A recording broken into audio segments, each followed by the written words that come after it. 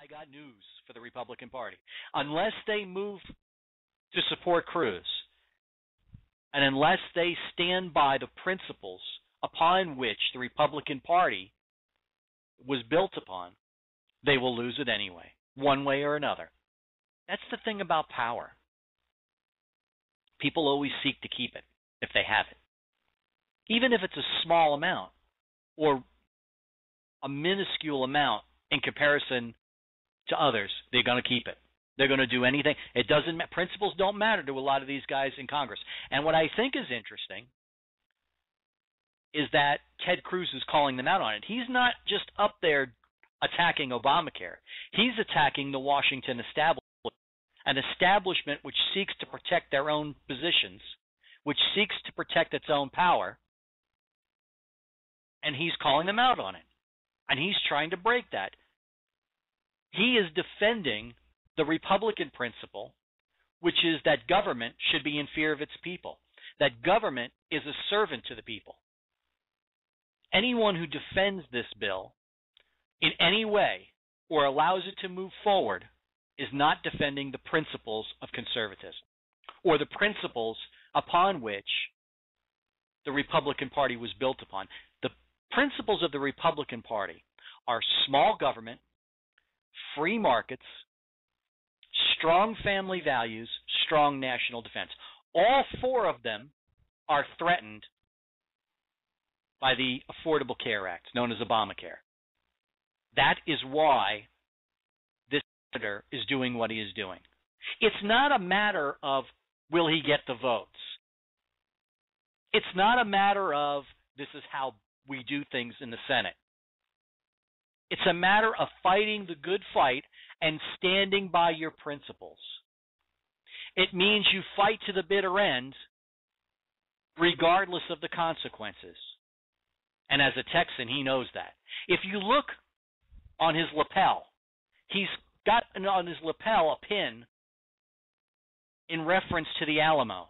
He's not wearing the normal U.S. flag pin that most senators wear. Why do you think that is?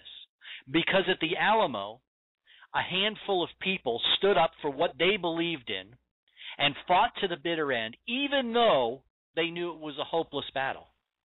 At the Alamo, the people that defended it were offered an opportunity to surrender.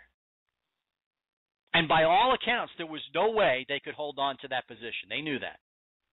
But they also knew that by fighting the good fight and by standing on the principle that this was their land now, and that they were there protecting that and protecting the flank of Sam Houston militarily, even though they would die, they would eventually win the war. That's what Ted Cruz is doing, and that is why he is wearing that pin. Sometimes you have to take one for the team. That's the price you pay as a leader. I have been pounding the Twitter all night long, standing by him. It's the least I can do.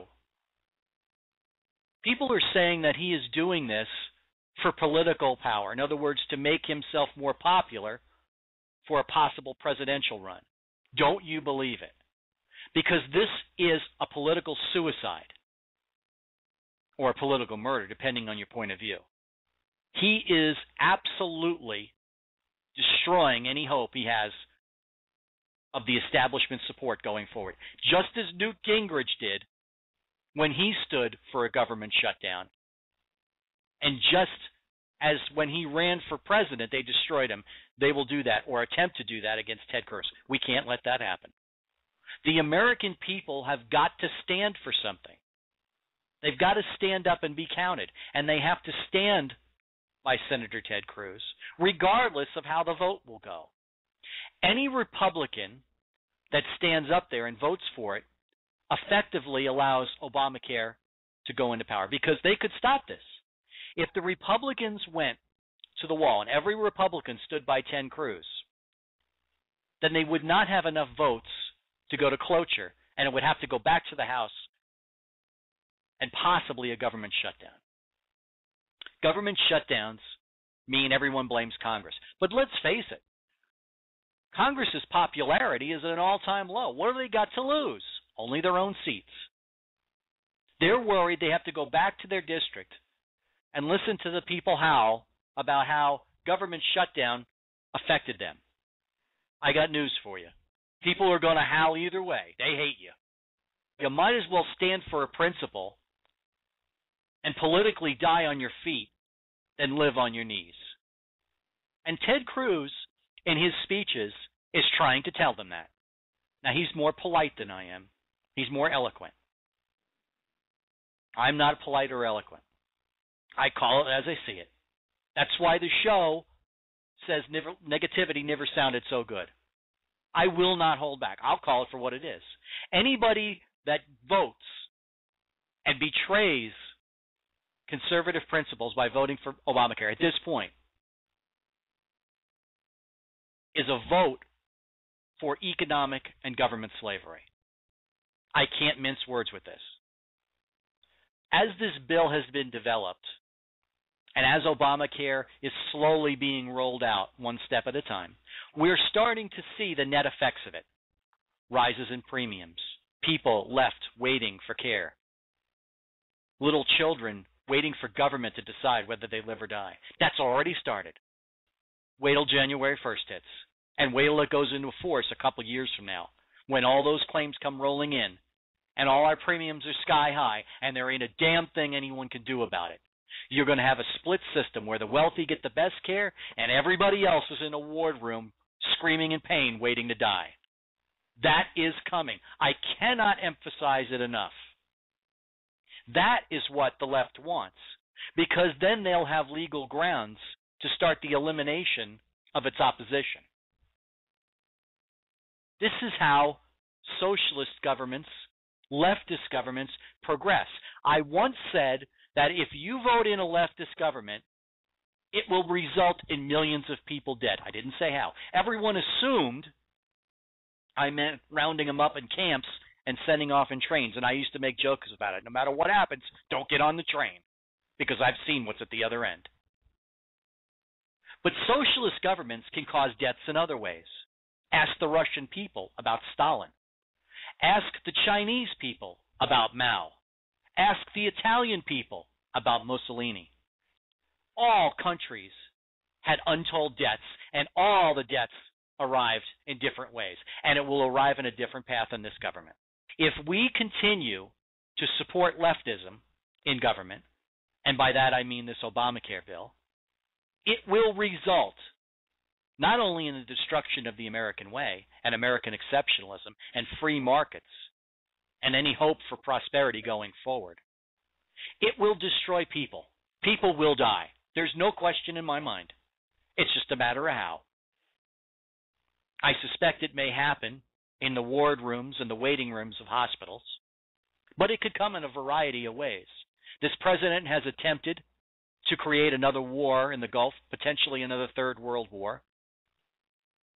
He is working its way in Iran to creating a problem there. Death can come in many flavors. We have to understand that the net result of leftist government is effect neo-liberal tyranny. What did we flee from in 1776? We fled from government by dictate, didn't we? We fled from nobility. We fled from a single man or a group of men deciding how to live our lives. We're doing it all over again now in the United States. We're putting into effect laws that effectively do the same thing. And that is what Ted Cruz, standing up these last 19 hours and trying to explain to the American people. He hasn't just talked about Obamacare, has he? If you've been watching it. He has talked about American exceptionalism. He has talked about the net effects of free markets. He's talked about his own history. Marco Rubio has done the same. He has talked about how free markets lead to stronger leaders. He has talked about economic freedoms have led to prosperity. All of it is the same argument. There is no way to prosperity through government dictate. No government in a human history has ever succeeded as a leftist government. And every government that is leftist today was better off in a freer market economy. Who are the countries that are succeeding today? The ones that are moving toward free markets. Who are the ones that are collapsing? The ones that are moving toward socialism. It's as plain as the day is long. The statistics are so lopsided in the arguments between economic freedom and socialism, it's a wonder anyone can stand and defend them. The only reason I think people do is for their own power. Now, we have to take a commercial break.